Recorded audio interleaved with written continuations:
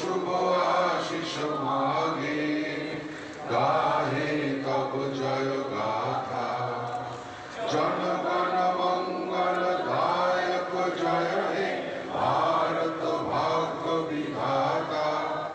মনোধিনায়কও গেয়েছেন যারা, জয় হিন্দ নারা দিয়েছেন যারা, আজকে তাদের উপর অত্যাচার, তাদের বাদ দেওয়া। এনআরসির নামে একটা নোটিফিকেশন জারি করেছে, আমি দেখলাম নোটিফিকেশনটা ফেব্রুয়ারি মাসে,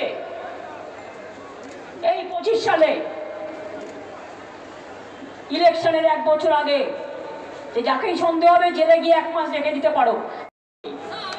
আমি এখন ঠিক করেছি আমি বাংলায় বেশি করে কথা বলবো, ক্ষমতা থাকলে আমাকে ডিটেনশন ক্যাম্পে আগে রাখো, বাংলা ভাষায় কথা বলার লোকেদের আগে। হিন্দি ভাষীদের রাখলেও আমি করব। আসামে 12 লক্ষ হিন্দু বাঙালি ভাগ দিয়েছেন, হিন্দু মুসলিম মিলে।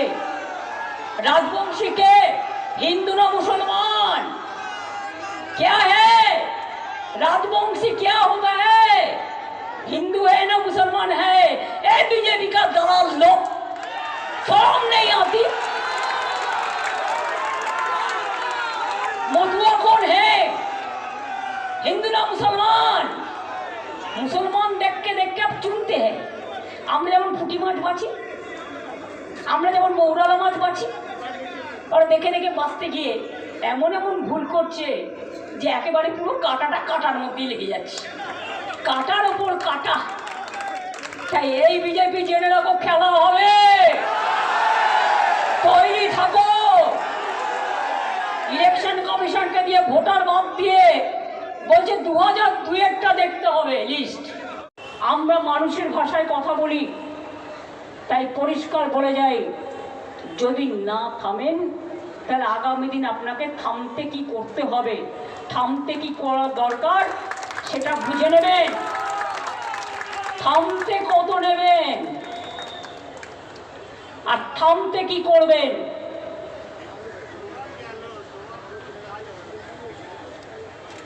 আপনারা আমাদের বিরুদ্ধে আন্দোলন করতে পারেন, আমরা পারি না আপনাদের বিরুদ্ধে? কি পারি তো। ওখানে অত্যাচার হলে এখানে প্রতিবাদ হবে, দিল্লিতে অত্যাচার হলে দিল্লিতেও প্রতিবাদ হবে, এখানেও হবে। ইউপিতে অত্যাচার হলে ইউপিতেও প্রতিবাদ হবে, এখানেও হবে।